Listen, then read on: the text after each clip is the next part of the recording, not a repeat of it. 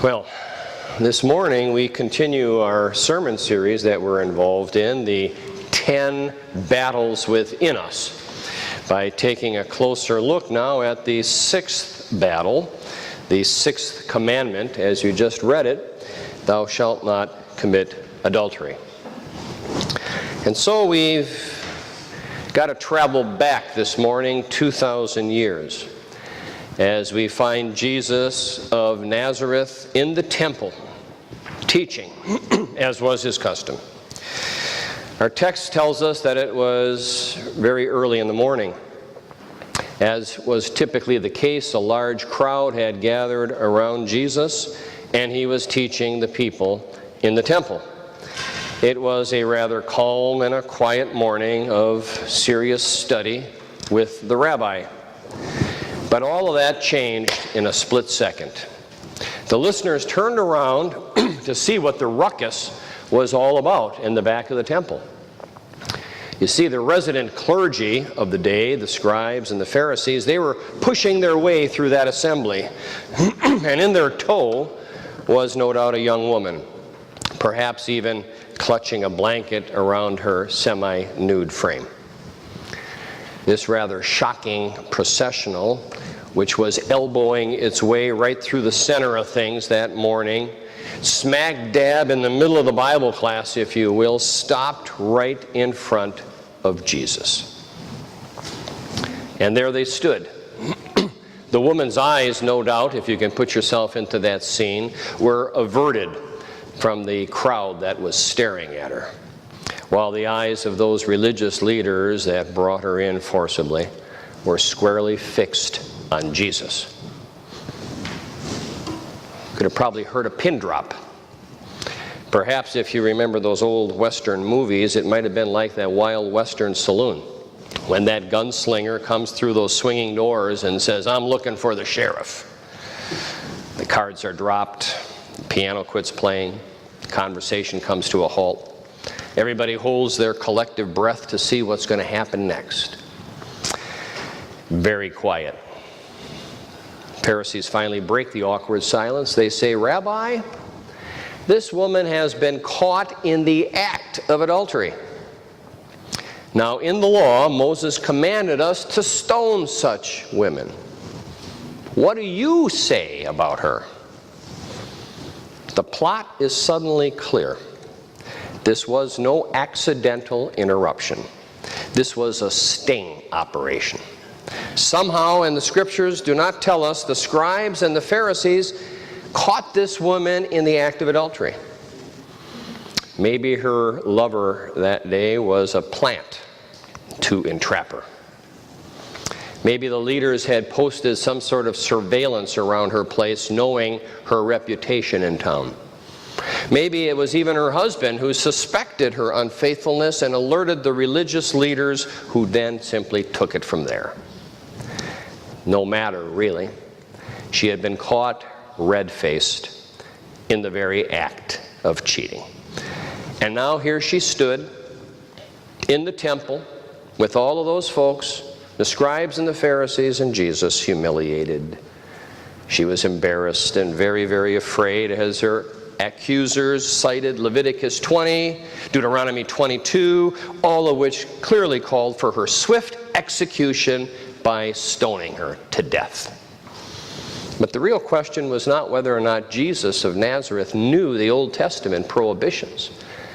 It wasn't as if he didn't know the penalties of adultery. The trick question was what Jesus was going to say about it, and what he was, even more importantly, going to do about it. That was the million-dollar question that the scribes and the Pharisees wanted answered that morning. They figured they had Jesus right where they wanted him, boxed into a corner.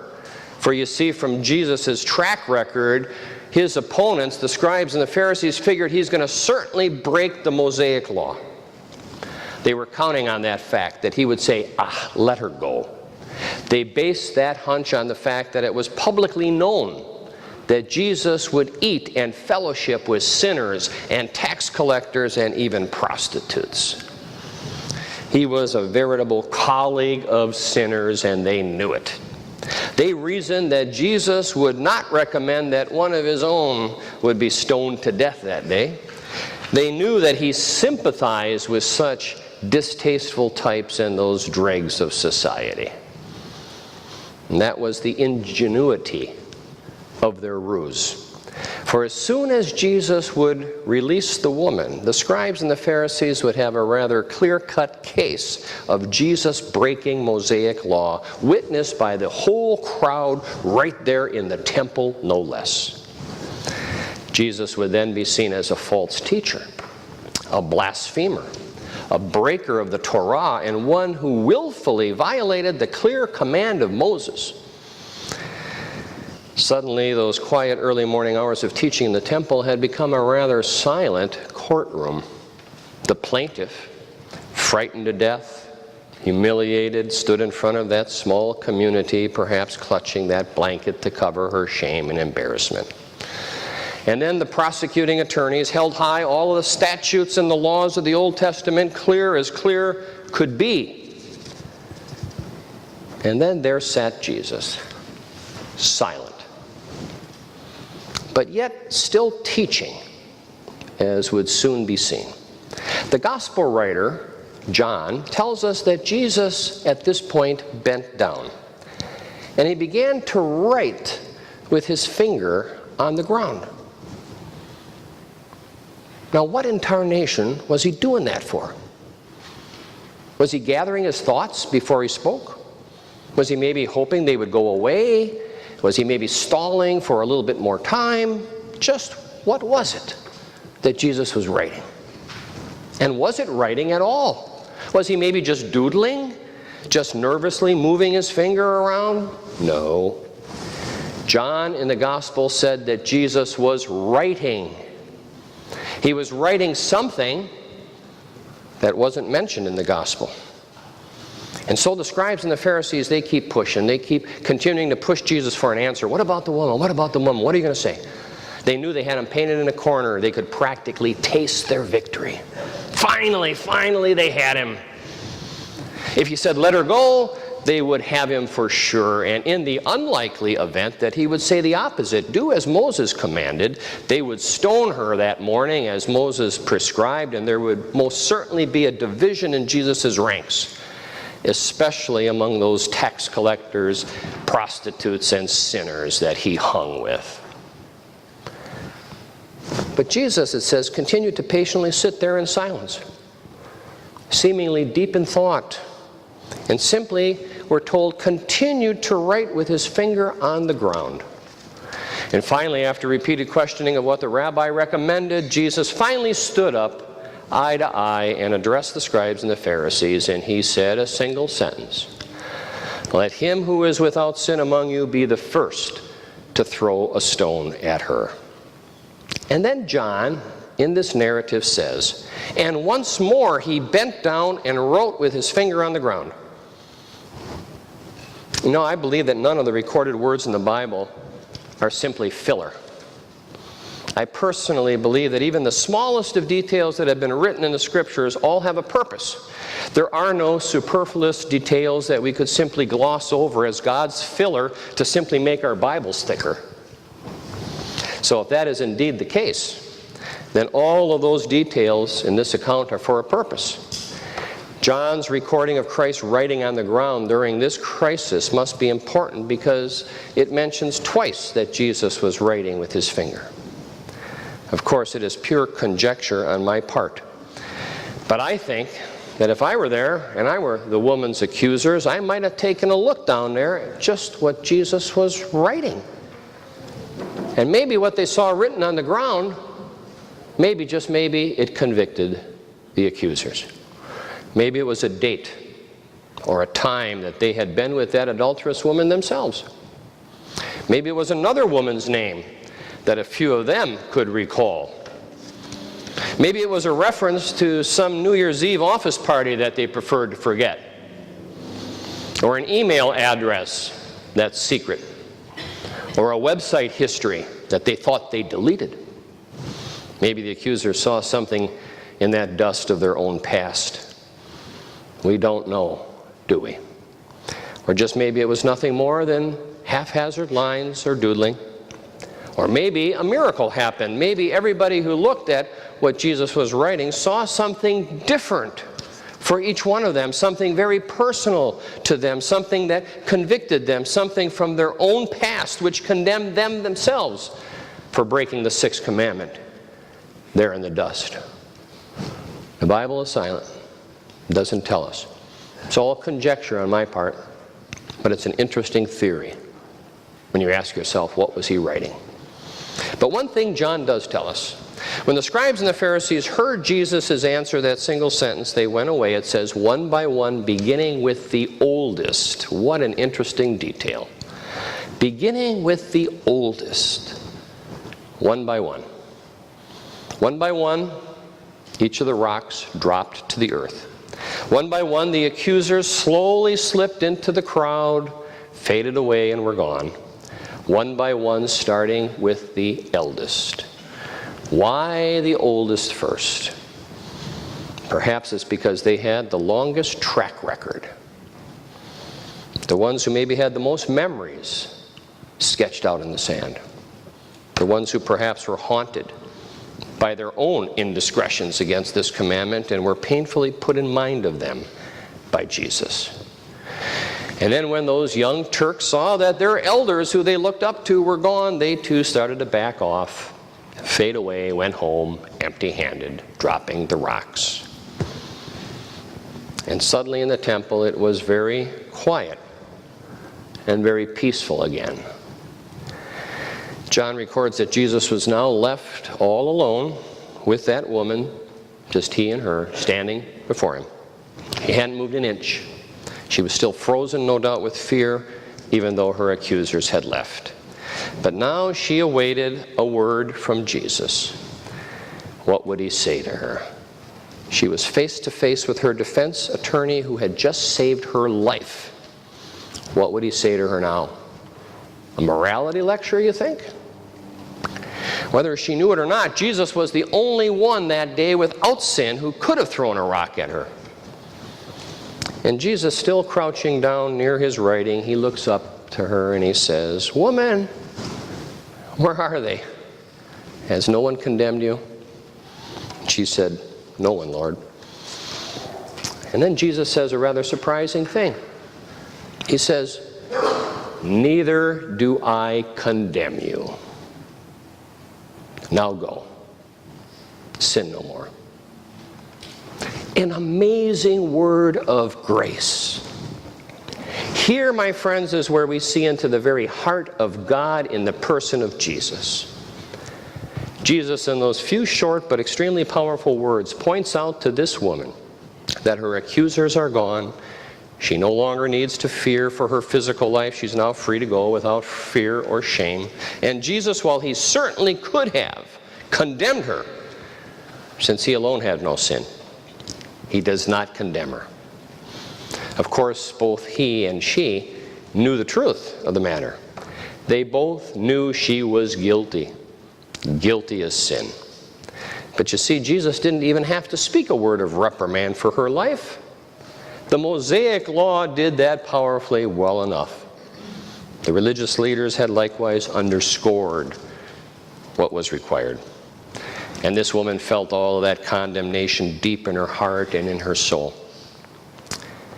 And yet Jesus grants her forgiveness. He returns her physical life, but more than that, her eternal life. For as we Lutherans teach and confess, where there is forgiveness of sin, there is also life eternal. And with that great word of grace, his word of total forgiveness, Jesus now calls her to a new way of living. A new life. A life that's different than the one that she had before, when he said, "Now go, sin no more." My hunch is that that gal left transformed from that brief encounter with Jesus Christ of Nazareth. The voices calling and shouting for her death had been silenced by one sentence from the Lord of life. It was not the law or the commandments or the writings of Moses that changed her heart. For you see, the law never does. Lectures and reprimands and condemnation, that stuff does not change people's hearts, and it doesn't change people's lives. Only the gospel, only grace can do that. In a most unexpected meeting with Jesus, she went home. No doubt a very different lady. For she was freed that day to be obedient. Freed to a new way of doing things out of a Spirit-led response to God's grace in Jesus. Well, that's quite a story, don't you think? That the self-righteous that day came to condemn, and they came face to face with their own past by virtue of one holy finger that wrote in the sand. And all of those self-righteous, quick to condemn hypocritical religious leaders, they're the ones who left condemned that morning. And then the condemned one, the one who didn't have a scriptural foot to stand on, who could only silently think to herself, Lord, be merciful to me, a sinner. She's the one that left that day righteous and uncondemned. Go figure. The grace of God. And Jesus, whom the religious leaders had hoped to trap in a legal conundrum, he foiled their plot with a single sentence. You know, I think that there's a lesson here for all of us, I believe. It's easy to be ready to judge. It's easy to be ready to condemn. It's easy to pick up a big rock against somebody who we know has sinned against the sixth commandment or any other commandment for that matter. Easy, that is, until we take a long, hard look at what Jesus is writing there in the sands of time. And then we start to remember who we are, what we are, and what we have done against this commandment ourselves. And when that happens, we then find ourselves joining that young woman, and that law condemns you and me as well. Standing there before Jesus with nothing to condemn us, but simply before him with a penitent and contrite heart. The good news of grace this morning, as always, is that we don't have a God that condemns, but a God who forgives because of that tremendous sacrifice of his Son Jesus upon a cross. The cross of Jesus, which guarantees each and every one of us that there is now no condemnation for them that are in Christ. The power of forgiveness that changed that woman's life so many centuries ago still changes people's lives today. And so we now prepare for another week here in this place, ready to leave at the end of the service, one by one, forgiven and called to our lives of discipleship, to then live as the forgiven and the redeemed people that we are. To live uncondemned, to see nothing in that sand except a cross and the words, "Neither do I condemn you." No matter how you have broken the sixth commandment or any of the other 9 we have studied thus far, there is a word of grace for you this morning. That there is forgiveness for every transgression you have done, great or small, recent or in the past. So leave the guilt behind. Leave the shame. There is a word of grace for you and for me. Forgiveness in the cross of Christ and assurance in his glorious resurrection. And so the lingering question for that woman, and perhaps for you and me this morning, is this. Now, how shall we live? May our thought life, the words we say, our hearts, our lives, and our actions, may they always be reflections of that blood-bought forgiveness, as we ourselves step over the unthrown stones and leave that encounter with Jesus as the redeemed people we are. In his name, amen. Please rise.